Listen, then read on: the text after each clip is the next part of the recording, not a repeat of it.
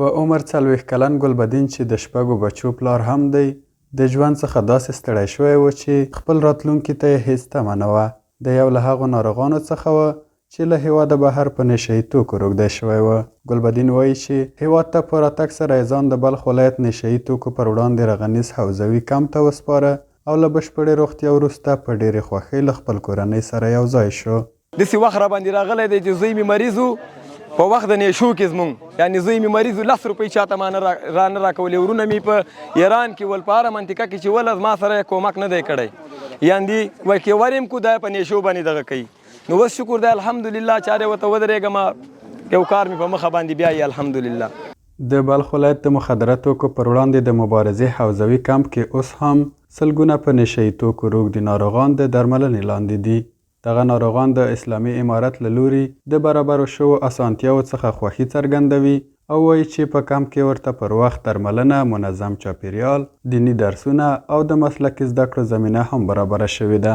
دغه راز ځینې هغه ناروغان چې روغتیایي حالت یې ښه شوی له مسئولینو هیله لري چې په ټولنیز ژوند کې هم ورته د کار زمینه برابره کړي.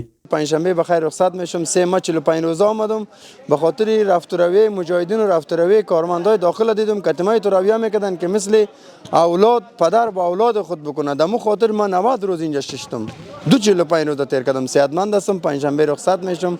دغه امارت اسلامي دغه دی چې خدای پاک دې دوی زموږ د سر نه کموي پروردګار دې دوی ودان لري نو ډېر ورسره راضي یم. د امیر صاحبانو نه هم راضي یم. ډېر خدمت د دې خلکو سره دلته کوي. نو اوس پلان چې دی اوس کور ته وروره بیکاره پروت یم باید ما سره د امارت اسلامي اوس ما سره یو دغه وکړي چې ما باید په کار کې 6 دانې بچان لرم الحمدلله 3 دانې مدرسه کې دي.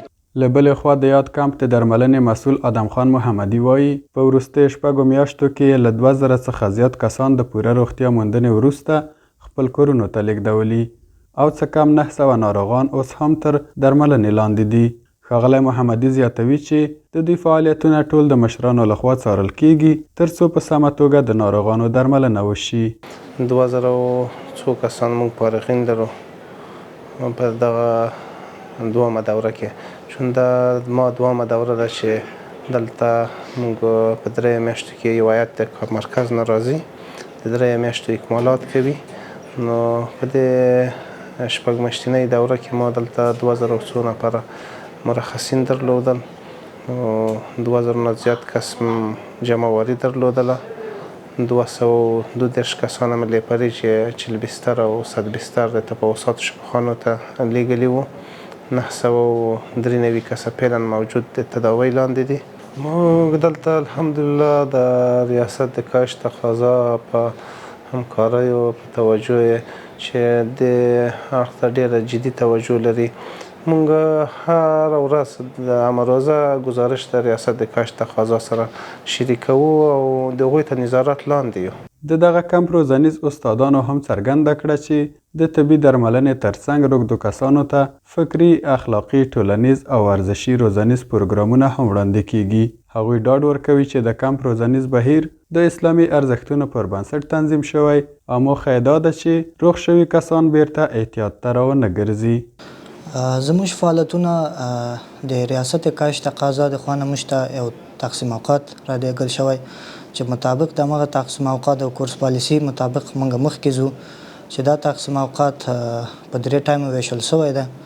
د سهار د 8:30 بجو نه د دوی تعلیم شروع کیږي د مریضانو. د 8:30 بجو نه تر 10:30 پورې یو ټایم ده چې په هر ټایم کې 100 نفره راویستل کیږي ورزش ته. بعد د هغې نه بیا تر 12 بجو بل ټایم ده چې هغه ټایم کې هم 100 نفره موږ ورزش ته راغواړو. دلته موږ په کام کې دوی ته ورزش ورکوو. نو هر مازدیګر والیبال مسابقې لرو. نو دوی مثال هر مازدیګر 2 ټیمه وباسو دوی مسابقې باندې اچوو نو چې هر څوک اول شي برنده شي ته تحفې هم ورکوو. او دوی د ورزش دی د بدن لپاره کوي د بدن فعالیت وینې سموي وینې پاکوي د مریضۍ نه د معتادۍ نه. د بلخ ولایت د درملنې او حمایوي مرکز په مخدره توکو د روږدو کسانو د درملنې کمپ د اسلامي امارت له لوري د نشه یي توکو پر ضد د مبارزې یو مهم اغیزناک او ستایل کیدونکی اقدام دی. دا نه یوازې د روږدو ناروغانو درملنه کوي بلکې هغوی ته د اصلاح، پوهاوي او نوي باعزته ژوند زمینه هم برابروي. د کمپ منظم فعالیتونه او مثبتې پایلې ښیي چې اسلامي امارت د ټولنې د پاکوالي، امنیت او د خلکو د هوساینې لپاره عملي او ژمن ګامونه پورته کړي دي.